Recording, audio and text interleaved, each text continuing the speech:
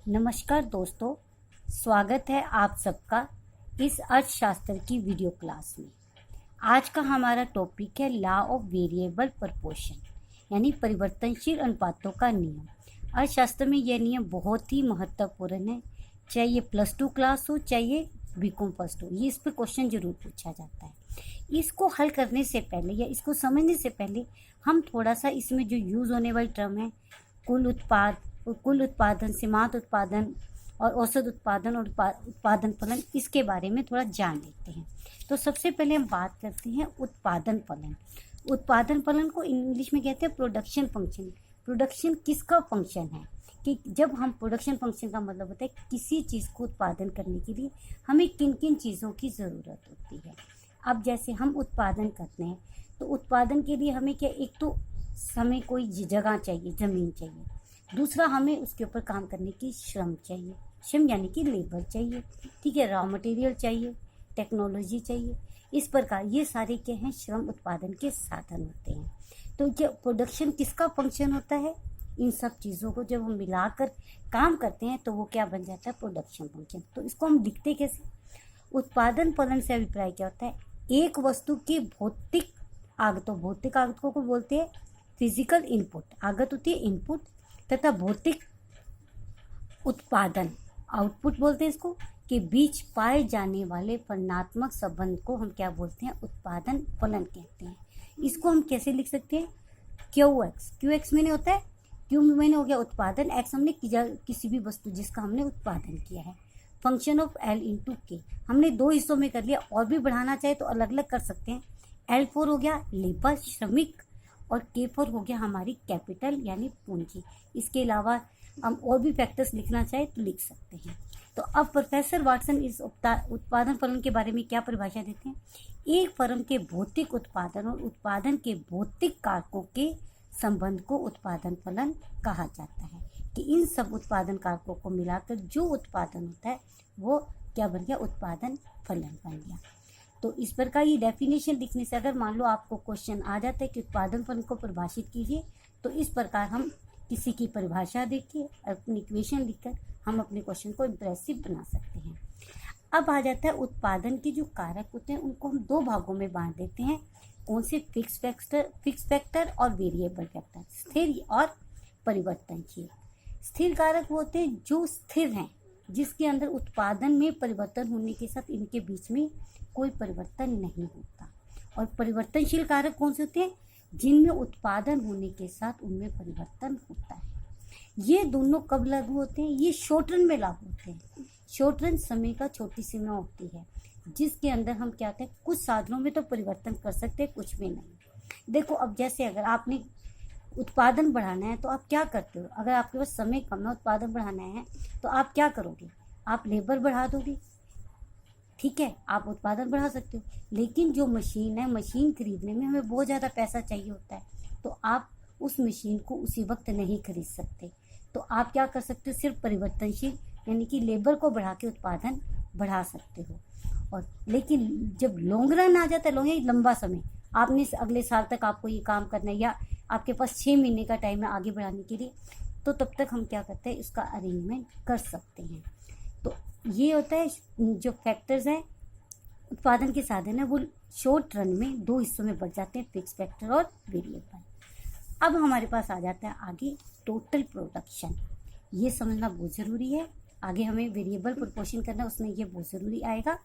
तो total production होता क्या है, कुल उत्पादन, साधनों को लगाकर, उत्पादन के साधनों को लगाकर जो उत्पादन होता है वो हमारा क्या होता है, कुल उत्पादन।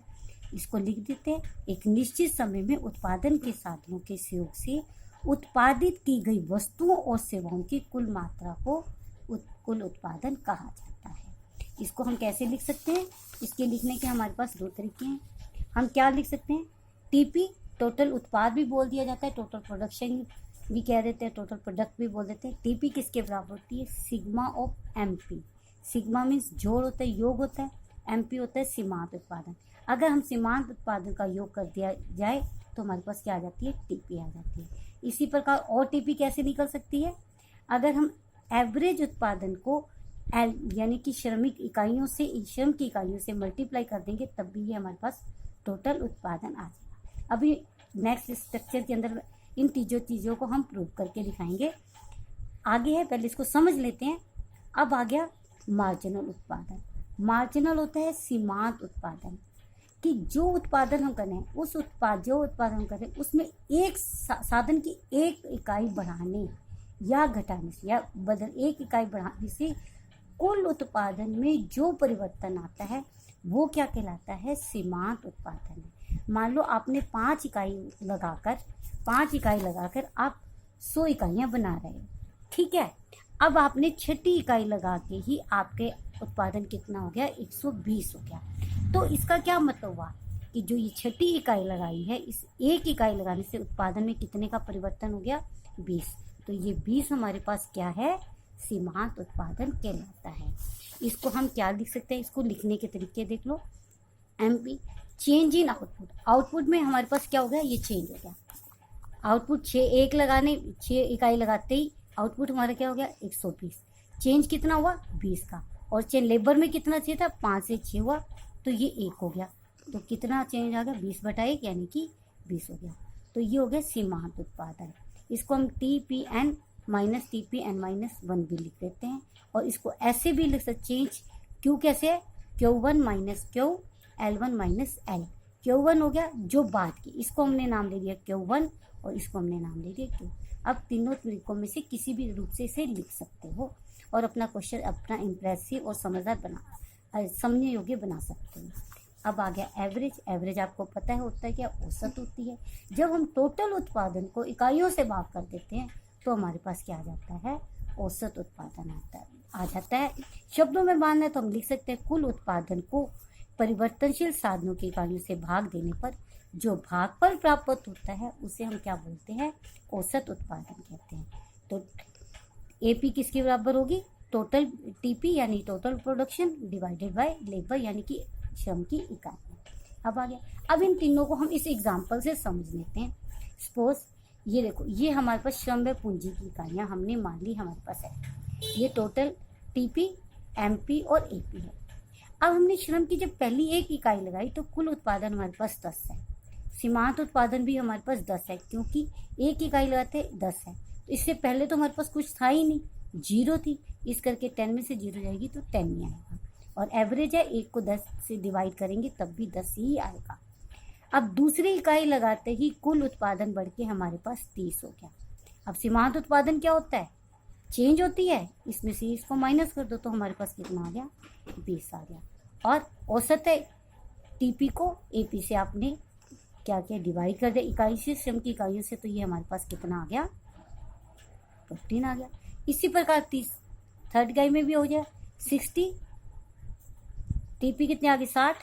MP हमारे पास कितनी आ गई? 3 को 60 में से 30 गए 30 और 60 को 3 से भाग डिवाइड किया तो 20। इस प्रकार जैसे जैसे हम श्रम की इकाई लगाई, टोटल उत्पादन, सीमांत उत्पादन और एवरेज उत्पादन में परिवर्तन हम देख सकते हैं। यहाँ तक समझ आ गया कि टोटल उत्पादन, सीमांत उत्पादन और AP है क्या होता है। अब नेक्स्ट हमारे पास आ जाता है, अब हम आ जाते हैं अपने टॉपिक पे। अब हमारे पास टॉपिक आ गया परिवर्तनशील अनुपातों का नियम। कई नाम से जाना जाता है इसे। लॉ ऑफ वेरिएबल प्रपोर्शन भी कहते हैं, लॉ ऑफ प्रपोर्शंस भी कहा जाता है, और इसको law of diminishing marginal production भी कहा जाता है। इस प्रकार के कई सारे नाम हैं। अब ये होता क्या है? लॉ ऑफ वेरिएबल प्रपोर्शन, परिवर्तनशील अनुपातों का नियम। ये नियम क्या बताता है कि अगर हम उत्पादन के साधनों को स्थिर रखकर किसी एक साधन की मात्रा में परिवर्तन करते जाते हैं, यानी कि उनके अनुपात में एक चीज़ तो स्थिर रहे, ठीक है, और उसके वेरिएबल साधनों को परिवर्तित करते जाते हैं, तो एक समय के बाद शुरू में तो उत्पादन क्या है? बढ़ता है, फिर स्थिर होता है, और उसके बाद वो क्या होता है? नीचे गिरना शुरू हो जाता है। इसे कहा गया है परिवर्तनशील अनुपातों का नियम। ये आधुनिक विचारधारा है और इसके अलग अलग अर्थशास्त्रियों ने इसे अपने शब्दों में बांटा है, अपने अपने शब्दों में अलग अलग परिभाषाएं दी है। किसी ने एक फैक्टर पे दिया, किसी ने 2 फैक्टर्स को कंसीडर किया। अभी हम देखते हैं। तो ये है क्या कि एक चीज़ तो हम ये इसमें सिंपल बात चलेगी ये कि जब एक स्थिर साधन पर परिवर्तनशील साधन की मात्रा में को बढ़ाया या घटाया जाता है तो एक सीमा के पश्चात कुल उत्पादन में कमी आती ही आती है। और यह नियम हर क्षेत्र में लागू होता है, केवल कृषि के क्षेत्र में नहीं, हर इंसान पर, हर जगह पर लागू होता है। तो पहले इसकी हम परिभाषा देखते, फिर इसको आगे पढ़ेंगे। अर्थ और परिभाषा में हम क्या लिखेंगे? परिवर्तनशील अनुपातों का नियम यह बताता है कि कुछ साधनों को स्थिर रखते हुए किसी एक साधन की मात्रा में वृद्धि की जाए तो एक सीमा के पश्चात सीमांत उत्पादन क्रमशः या गिरने लग जाता है या उसमें कमी होनी शुरू हो जाती है। अब प्रोफेसर बेहम और जॉन रॉबिन्सन की हमारे पास दो परिभाषाएं आती हैं, इनकी चलती है, बहुत अच्छी है। बेहम कहते हैं जैसे जैसे उत्पत्ति के साधनों के सहयोग में किसी एक साधन के अनुपात में वृद्धि की जाती है, बाकी सब स्थिर है और एक में, जैसे आपके पास मशीन है, क्या अब आपको उत्पादन बढ़ाना है तो आप क्या करते हो? आप लेबर बढ़ा देते हो। तो जो मशीन है वो तो एक ही है, अब उस मशीन के ऊपर आप ज़्यादा लेबर लगा देते हो, ठीक है। तो जैसे उस वेरिएबल फैक्टर को आप ज़्यादा लगाते जाओगे तो शुरू में तो आप उत्पादन बढ़ाओगे, लेकिन बाद में क्या होगा? वो घटना शुरू हो जाएगा। तो एक बिंदु पर साधन में सीमांत और औसत उत्पादन में कमी आ जाएगी।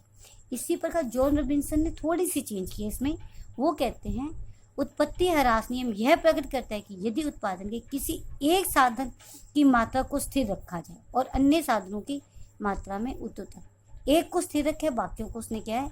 परिवर्तन किया है, तो उसमें भी एक निश्चित बिंदु के बाद उसमें गिरावट आनी शुरू हो जाती है। तो इसका कंक्लूजन जो हमारे पास निकलता है कि क्या है? परिवर्तनशील अनुपातों का नियम यह बताता है कि स्थिर कारक के साथ परिवर्तनशील कारक की अधिक इकाइयाँ जैसे जैसे प्रयोग में लाई जाती हैं, एक अवस्था ऐसी आती है कि उसमें सीमांत उत्पादन में गिरावट आना शुरू हो जाता है। अब इसकी व्याख्या को हम बहुत अच्छे से समझेंगे एक स्ट्रक्चर के माध्यम से। आपको मैं अभी समझाती हूँ। ये देखो, ये हमारे पास यहाँ से इसको बहुत क्लियर कट दिमाग में हमने बिठानी है कि जब एक स्थिर साधन पर परिवर्तनशील साधन की मात्रा को बढ़ाएंगे तो शुरू में सीमांत उत्पादन बढ़ेगा, ठीक है, और सीमांत उत्पादन बढ़ेगा तो औसत उत्पादन भी बढ़ेगा। फिर क्या होगा? उस जो बाद में कुछ समय बाद क्या होगा कि सीमांत उत्पादन कम होना शुरू हो जाएगा। सीमांत उत्पादन कम होगा तो औसत उत्पादन भी कम होगा और फिर एक स्थिति ऐसी आएगी कि सीमांत उत्पादन गिरना शुरू होगा, यानी कि उसमें नेगेटिविटी भी आ सकती है। तो अगर इसको आप समझो एग्जाम्पल्स, एक हम घरेलू एग्जाम्पल लेते हैं। आप घर पे काम है, आपके घर पे बहुत काम है, आप अकेले करने वाले हो तो आपके ऊपर लोड है। अब आपके घर में कोई दूसरा आ जाता है तो आप क्या होगा? काम दो हिस्सों में बंट गया। इसी तरह तीसरा आपके साथ अगर हेल्प मिल जाता है तो क्या होगा? काम और होगा और ज़्यादा होगा, आप 3 जने मिलके फटाफट काम कर लोगे। चौथा आया, काम तो हो जाएगा, आराम से सब बड़े आराम लेजी से करेंगे। अब 5वां आते ही क्या होगा? वो कहेगा तू कर ले काम, जरा सा तो काम है, तू कर ले, कहेगा तू कर ले। तो क्या हर कोई अपनी मर्जी से आराम से काम करेगा, तो हमारे में क्या होगा? उसके अंदर उत्पादन में गिरावट आनी, जो हमारी एफिशिएंसी है वो भी कम होगी और यहाँ उत्पादन पे लगा रहे हैं तो वो कम होने लगी। और जैसे ही एक जना और आ जाएगा फिर तो आपको पता है कि आप बिल्कुल भी नहीं करोगे। इसी तरह का यही काम हमारे उत्पादन पे लगता है। जैसे एग्रीकल्चर है, एग्रीकल्चर के अंदर क्या होता है? खेती के अंदर ज़मीन का एक टुकड़ा है, आपके एक घर का आदमी काम करता है, हमने लगा कि नहीं दूसरा जना आ जाएगा तो हम जल्दी से काम कर लेंगे, दूसरा चला गया, कह 3 और 2 चले जाएं, चले गए। अब अगर 5वां आ जाता है, छठा आएगा, ज़मीन का टुकड़ा तो उतना ही है, अब उसके ऊपर वो साधन बढ़ते जाएंगे तो क्या होगा? उत्पादन तो ज़मीन के टुकड़े ने उतनी ही करनी है, तो क्या होगा? उत्पादन हमारा कम होना शुरू हो जाएगा। यही है परिवर्तनशील अनुपातों का नियम। अब देखो, हमने जब श्रम की 1 इकाई लगाई तो उत्पादन पहले 5 हुआ, सीमांत उत्पादन 5, क्योंकि पहले कोई है ही नहीं तो औसत भी क्या है? 5 है। दूसरी इकाई लगाते ही हमारा उत्पादन 15 हो गया, यानी कि 10 बढ़ गया, ठीक है, और सीमांत और औसत उत्पादन भी हमारा बढ़ के कितना हो गया? 7 हो गया। फिर तीसरी इकाई लगाते ही हमारा उत्पादन और बढ़ गया, पहले 5 था, फिर 15 हो गया, 30 हो गया, फिर ये हो गया सीमांत उत्पादन 15 और 10। चौथी इकाई आते ही उत्पादन बढ़ा लेकिन उसकी दर कम हो गई, पहले 15 से अब कितने का अंतर रह गया? 10 का आ गया, और मैक्सिमम उत्पादन औसत उत्पादन कितना हो गया हमारा? 10 हो गया। अब 5वीं पे उत्पादन तो बढ़ा लेकिन उसकी दर कम हो गई। जब कुल उत्पादन कम हुआ तो सीमांत उत्पादन भी कम हो गया और औसत उत्पादन भी कम हुआ। इसी प्रकार छठी में अपना टोटल उत्पादन अपने मैक्सिमम स्तर पर पहुंच गया। जब टोटल उत्पादन मैक्सिमम स्तर पर होता है तो सीमांत उत्पादन क्या हो जाता है, 0 हो जाता है और औसत उत्पादन कम हो गया। इसके बाद ये मैक्सिमम तो उसने अपने पीक ले ली, तो अब उसके बाद क्या होगा, जब आप पीक ले लोगे तो अब नीचे ही आओगे। तो अब 7 पे आते ही क्या हो गया, ये 42 हो गया, यानी कि उत्पादन कम होना शुरू हो गया। पहले तो घटती दर से बढ़ा था, अब एकदम कम होना शुरू हो गया, 45 से 42 पे आ गया। तो सीमांत उत्पादन हमारा क्या हो गया, नेगेटिव में आ गया और औसत उत्पादन भी हमारा घट गया। तो इस प्रकार इस अवस्थाओं को, ये 1 से लेके 4 तक हमारी क्या होती है, प्रथम अवस्था है। जिस अवस्था, और दूसरी 5वीं और 6वीं हमारी कौन सी होती है, द्वितीय अवस्था। और 7वीं और 8वीं जो इकाई है वो कौन सी में आ गई, तृतीय अवस्था। अब प्रथम अवस्था में क्या होता है, हम लिखेंगे प्रथम अवस्था, जब इसको एक्सप्लेन करेंगे तब हम लिखते हैं प्रथम अवस्था क्या होगी कि इसमें शुरू में उत्पादन बढ़ता है, बढ़ती दर से बढ़ता है, और जब कुल उत्पादन बढ़ता है तो सीमांत उत्पादन भी बढ़ता है और औसत उत्पादन भी बढ़ता है। सीमांत उत्पादन के बढ़ने की दर औसत उत्पादन से ज़्यादा होती है। और जब सीमांत उत्पादन अपने गिरना शुरू होता है, 15 से 10 पे आ गया, गिरना शुरू होता है, तो औसत उत्पादन और सीमांत उत्पादन क्या है, बराबर हो गए। इसी प्रकार 5 से 6 में क्या हुआ, जब कुल उत्पादन अपने मैक्सिमम स्तर पे होगा तो सीमांत उत्पादन क्या होगा, 0 होगा, और यानी 0 होगा, और औसत उत्पादन क्या होगा, घटना शुरू हो जाएगा। और उसके बाद तृतीय अवस्था में सीमांत उत्पादन नेगेटिव हो गया और औसत उत्पादन गिरना शुरू हो गया।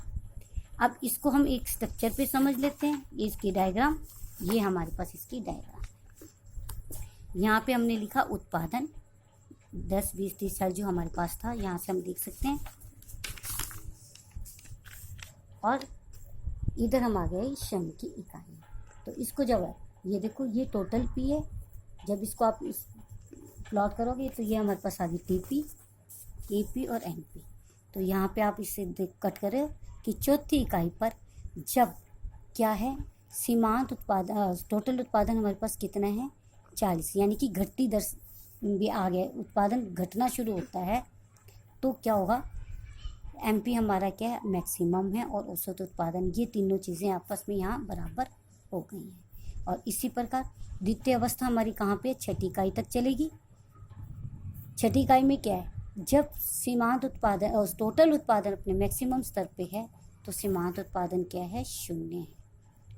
और लास्ट में हमारे पास जब ये नेगेटिव हो जाती है तो ये हमारी टीपी जो टीपी है वो घटना शुरू हो जाती है। ये था हमारा परिवर्तनशील अनुपातों का नियम। अब इसके साथ एक चीज़ और ध्यान रखनी है कि ये नियम कब लागू होता है। कोई भी नियम बिना मान्यताओं के लागू नहीं होता। अब मान्यताएं थोड़ी सी हैं इसकी, जो हम ध्यान देने कि ये कब लागू होगा। एक तो है तकनीकी ज्ञान स्थिर होना चाहिए, यानी कि जो आप तकनीक यूज़ करें उसमें कोई परिवर्तन नहीं चाहिए। आप जो मशीन यूज़ कर रहे हो, जो फार्मूला आपका चल रहा है वही चलेगा। अगर आप कोई नई मशीन ले आते हो, ठीक है, अगर आप कोई जो नई मशीन ले आए तो, या कोई नई टेक्नोलॉजी वाली मशीन लेके आए, तो फिर वो उत्पादन वो तो बढ़ाएगी, तब ये नियम लागू नहीं होगा। और परिवर्तनशील साधनों की जो भी इकाई लगा रहे हो वो बिल्कुल समरूप होनी, जैसी पहली है वैसे ही दूसरी होनी चाहिए। और इन साधनों की इकाइयों को हम छोटे छोटे, जितनी हमें ज़रूरत है हम उसमें भागों में बांट सकते हैं, जबकि वास्तव में ऐसा नहीं होता। लेकिन ये मान्यताएं हैं, ये मान के चलेंगे तभी ये नियम लागू होगा नहीं। और फिर एक साधन के परिवर्तनशील है, इसमें क्या, एक साधन को तो हमने परिवर्तनशील रखना है और अन्य साधनों को हमने स्थिर मानना है। तो ये था हमारा परिवर्तनशील अनुपातों का नियम। क्या बताता है कि उत्पादन के साधनों में एक साधन को स्थिर रखकर अन्य में परिवर्तन किया जाता है, या कईयों को स्थिर रखकर एक में परिवर्तन किया जाता है, तो उत्पादन में एक समय के बाद गिरावट आनी शुरू होती है। शुरू में एमपी बढ़ेगी, एमपी मैंने सीमांत उत्पादन बढ़ेगा, फिर स्थिर होता है और उसके बाद वो गिरना शुरू हो जाता है। और यह नियम सर्वव्यापी हर क्षेत्र में लगेगा, कोई भी है। और यह नियम सबसे पहले कहाँ लगता है?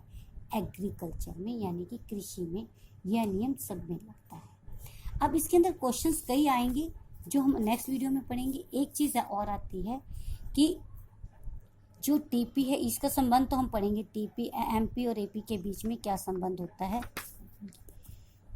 एमपी और एपी ये हम नेक्स्ट वीडियो में इसका अलग से पढ़ेंगे। और अब हमारे पास आ गई ये इसकी मान्यताएं हमने कर ली। ये हमारा यहाँ पे हो गया टॉपिक कंप्लीट।